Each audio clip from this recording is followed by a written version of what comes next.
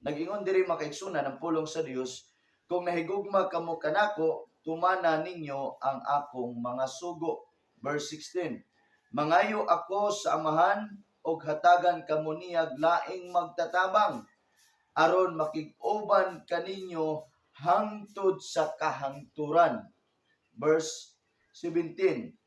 Siya mao ang espiritu sa kamatuoran.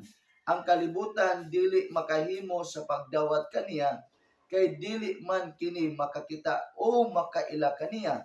Apan kamo makaila kaniya, kay nag-uban siya og nagpuyo diha kaninyo. So diri nato masabtan makaigsunan ang advantage kung naa ang Espiritu Santo sa Dios.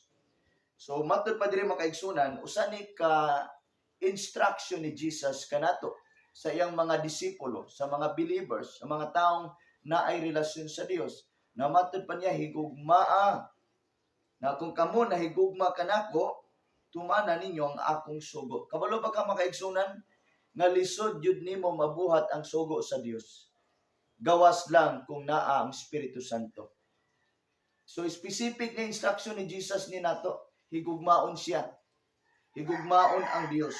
Og matud pa niya, kay mangayo ako sa amahan og hatagan kamo niyag laing magtatabang. Kining magtatabang or helper or comforter, counselor, makaigsunan, nag-refer kini sa Espiritu Santo. Matud pa niya, aron makig-uban kaninyo hangtod sa kanturan. Now, nganong gikinanglan nga masinati nato ang Holy Spirit, kay siya ang gustong muuban nato hangtod sa walay katapusan. Kay kung dili ta ubanan sa Espiritu Santo makaigsunan, now, dili nato mahigugma ang Dios. Dili gid nato makatunan unsaon paghigugma ang Dios. Dili ta kahigugma sa Dios insakto. Nganuman, tungod kay wala man nato na sinati o na-encounter ang Espiritu Santo. Na mauni ang instruction sa Dios ni Jesus sa iyang mga disipulo makaigsunan. Nagpasalig si Jesus nga iyang ihatag ang gisaad sa amahan. Mangayo ako sa amahan o hatagan kamo niyag laing magtatabang aron makig-uban kaninyo hangtod sa kahangturan. Now verse 17, siya mao ang espiritu sa kamatuoran. Ang kalibutan dili makahimo sa pagdawat niya. Nganuman matud pa niya, matud ni Jesus, kay ang kalibutan wala man makailan niya. So mao ni ang lisod sa tao kung wala kaila sa Holy Spirit. Kung ang tao nakailata sa Holy Spirit, nga He is the Spirit of God, He is the power of God, siya ang kining revelation sa Father sa itong kinabuhi. Makaigsunan, o kining nga Espiritu, mauni ang Espiritu sa kamatuoran. Dili lang Espiritu sa kamatuoran, siya usab ang Espiritu sa gahom sa Dios sa atong kinabuhi niya. Hinumdumi makaigsunan nga kini makig-uban kanato sa walay katapusan. Now, ang kalibutan, dili kailan niya, dili mo dawat niya, tungod kay wala man kaila kaniya. So, mao ni ang lisod sa tao. Kung ang tao makaigsunan, inosente, ignorante, may tungod sa Holy Spirit, I tell you, di yun nimo mainsakto ang imong kinabuhi sa paghigugma sa Dios. Lisod higugmaon ang Dios kung wala ang Holy Spirit. Nga naman, kaya ang Holy Spirit, siya ang nag-empower, siya ang nag-reveal kanato sa mga butang may tungod sa Dios. Siya ang naghatag nato wisdom. Siya ang muusab sa dagan sa itong pagbati. Ang Holy Spirit ang mo-transform nato from glory to glory. Muna si Jesus, matud pa niya kung higugmaon. Kung nahigugma kamo kanako, tumana ninyo ang akong mga sugo. So, higugmaon nato ang Dios. Kung higugmaon nato ang Dios, willing ta mutuman siyang pulong makaigsunan. Pero mo ni naay iyang gipasalig nga Espiritu Santo. Ang Espiritu makaigsunan nga magtatabang. Meaning mo siya'y makasustain nato. Siguro karon kay pagbati sa Ginoo, apan afterwards na nang daghang pagsulay mawala, mabugnaw kas Ginoo. Nganuman, wala ang Holy Spirit nga makikuban nimo. Siya ang mutabang nimo. Ang mutabang nato makaigsunan aron nga kita makalahutay, aron kita nga maka-overcome tag pagsulay ang Holy Spirit. Kay siya man ang espiritu sa kamatuoran. Siya man ang espiritu sa wisdom, understanding. Siya ang spirit of faith. Now, ato nang gisgutan last Sunday makaigsunan ang 9 gifts of the Holy Spirit. one of the gifts sa Holy Spirit makaigsunan is the gift of faith. Pagtuo makaigsunan. Kaya kana nga pagtuo, mao nay mahimong ground nimo makaigsunan aron nga mahimong lig-on ka sa imong pagpangalagad sa Dios. So hinumdumi makaigsunan nga kini nga espiritu nagisgutan ni Kristo mao ning espiritu sa gahom sa Dios sa atong kinabuhi. Now matod pa diri makaigsunan sa Luke chapter 24. Now ato ni basahan makaigsunan. Matod pa diri ni Jesus diri sa verse 49. O ako mismo mao ang magpadala ngani kaninyo sa gisaad sa akong amahan.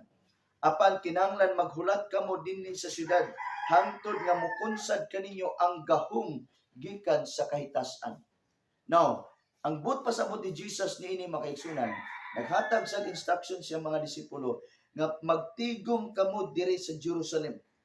Dili kamo muundang sa pagfellowship hantod nga kamo kasuluban nga moabot gikan sa kahitasan ang gahom aron nga pag-igsunan mo ning rason nganong tagaan ka gahom aron di ka maulaw, aron nga mahimo kang isog sa pagpangalagad sa Dios, aron nga ikaw dunay gahom sa pagpamatuod, nay gahom sa pag-witness, nay gahom sa pagsulti sa pulong sa Dios.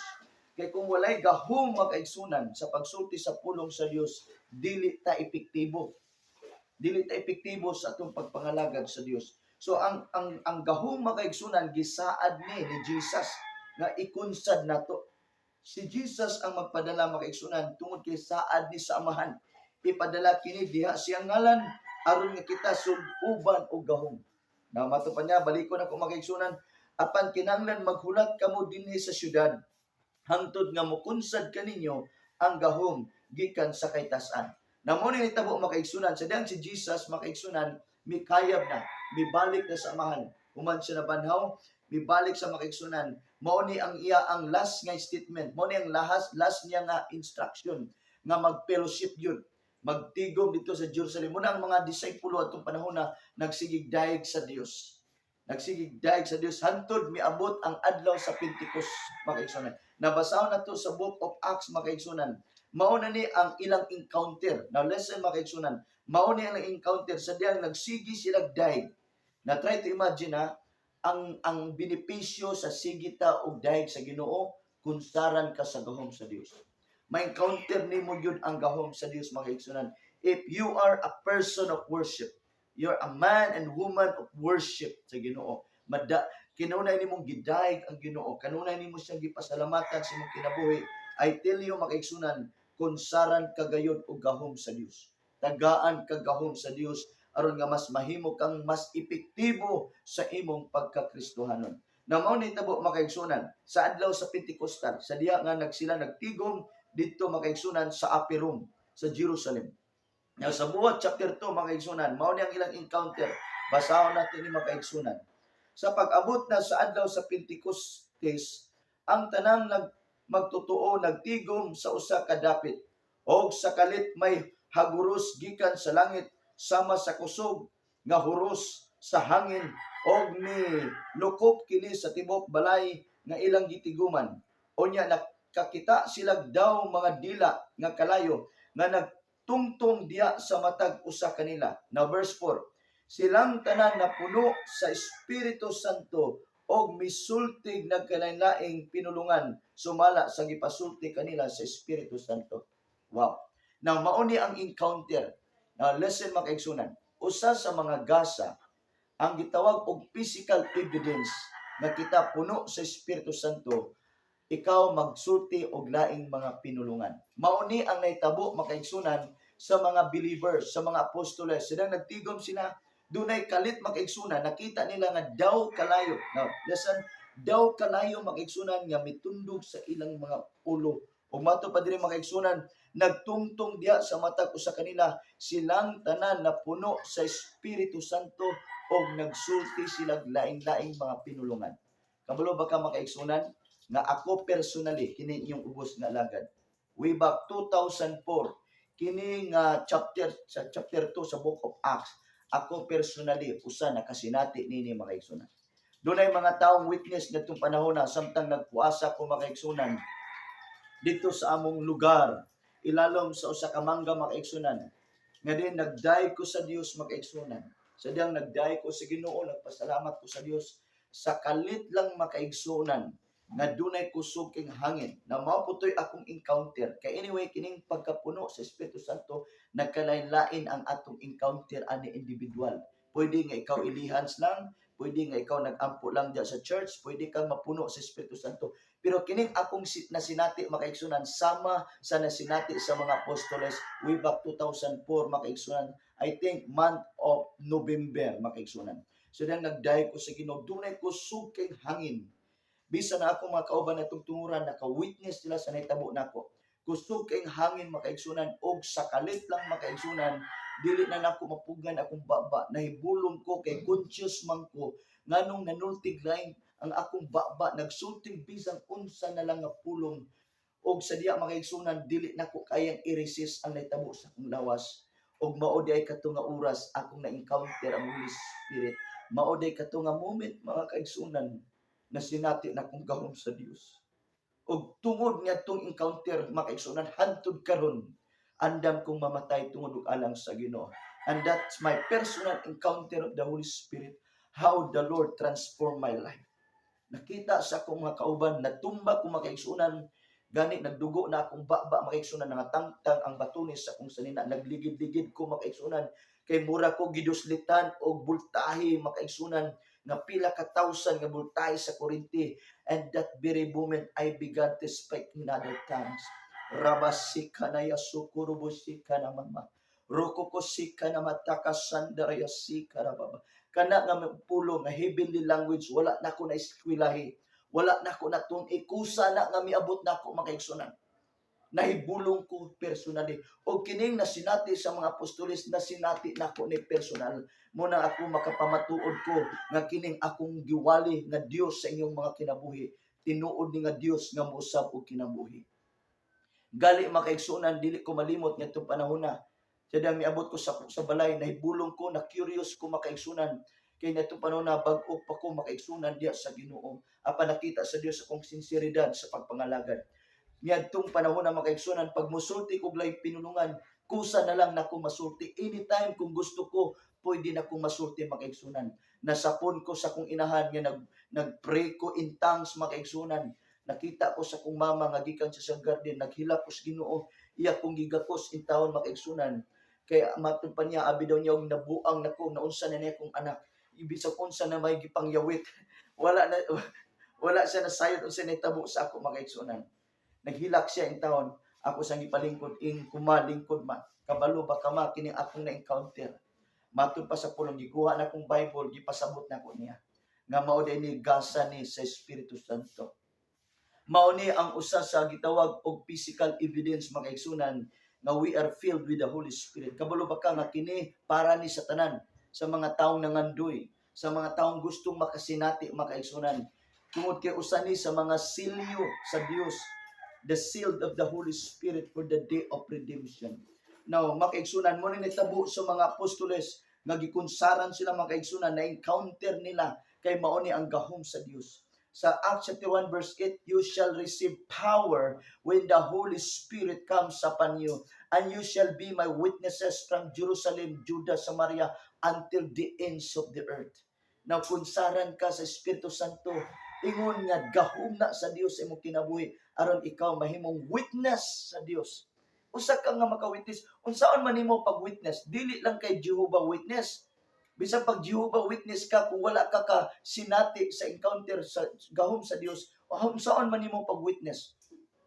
Ang tinuod nga mga witnesses sa Ginoo katong nakasinati sa gahom, naka-encounter sa gahom. Unsaon man nimo pag-testify mahitungod sa Dios nga wa man nimo na-encounter ang Dios? Wa man nimo na sinati iyang gahom. Namatod pa diri makaigsunan sa Epeso 5 makaigsunan. Dunay gisgutan sa Epeso 5 bersikulo 18.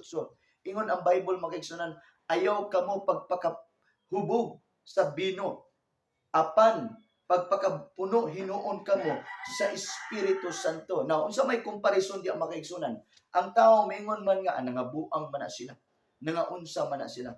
Now, mo ni makaigsunan, kung ang tao bitaw nga nahubog, di man ingong nabuang. Pero ang tao bitaw nga nahubog di sa Ginoo, sa presensya sa Dios, nga muhilak, nga nidaig sa Ginoo, grabe ang pagdaig sa Ginoo, grabe pagsayo sa Ginoo, igno na sa taong nabuang. sayop nga mentalidad, mga kaigsunan, nga judgment sa tao nga naman, kay wala man nasayod sa pulong, wala man ka-encounter sa gawong. Ang ingon sa Bible, mga kaigsunan, ayaw kamo pagpakabuno sa bino, pagpakapuno hinuon kamo sa Espiritu Santo. Naon sa may kalainan di mga kaigsunan, kung ang tao mapuno sa bino, wala na'y buot, wala na'y batasan. Samot hinuon ug pagkadautan. Pero mao ni, kung mapuno ka sa Espiritu Santo, samot kang mahimong buutan. Samot ka mahimong matarong. Mao nay kalainan. Pero sa kalibutan lahi man, kung mapuno ka sa Espiritu Santo, igno na nung kagbuang. Pero mapuno galig bino, wala gyud tao'y pagsaway. Mingon nga ay wa gyud nahubog lang gyud na siya. Makaigsunan karong panahon na dili tiaw ang kinabuhi. Gikinahanglan kitang mapuno sa Espiritu Santo. Kinahanglan kitang maka-encounter sa Espiritu Santo. Nganuman, ang Espiritu Santo sa Dios, kansang Dios sa atong kinabuhi, nga mohatag kanato og bunga makaigsunan diha sa gugma, pagkamaayo, pagkamaagho, ang pagkamatarong makaigsunan, ang pagpugong sa kaugalingon, ang bunga sa Espiritu Santo nga mohatag kanato og pagkamatarong makaigsunan. Ingon man ang mga gasa sa Espiritu Santo mohatag kanato gahom, kaalam ug kahibalo. Ingon man mohatag kanato discernment spirit, mohatag nato makaigsunan og mga nindot nga gasa makaigsunan aron kita makaalagad sa Dios nga epektibo gayud diha sa Ginoo. So makaigsunan ang hinaot ko nga ang mubong mensahe karon may tungod sa encounter with the Holy Spirit. Na ma-encounter nato ang Holy Spirit sa diha nga kita tinud-anay tang mahigugma sa Dios. Love the Lord with all your heart, with all your soul, with all your strength. Sa diyang mahigugma ta sa Dios, na ang Holy Spirit mutabang nato aron makapadayon ta sa paghigugma, makalahutay ta sa paghigugma sa Dios. So nahinaot ko makaigsunan nga ikaw karon nga naminaw, imo ning gitagaag dakong pagtagad, imo ning pamalandungan, og imo ning i-desire sa imong kasing-kasing. Matud pa ni Pablo makaigsunan nga kung ikaw nangandoy ka, desira, panganduya ang mga maayong gasa. So usa sa mga maayong gasa nato makaigsunan is the gift of the Holy Spirit nga andam ihatag ni Jesus diha kanimo aron ikaw gamhan, aron ikaw mahimo epektibo, aron makaalagad ka sa Ginoo puno sa gugma, puno sa kaluoy, mubati kag kaluoy sa kalag sa mga tawo makaigsunan, aron mga tawo makapangandam makaigsunan ug makaalagad sa Dios.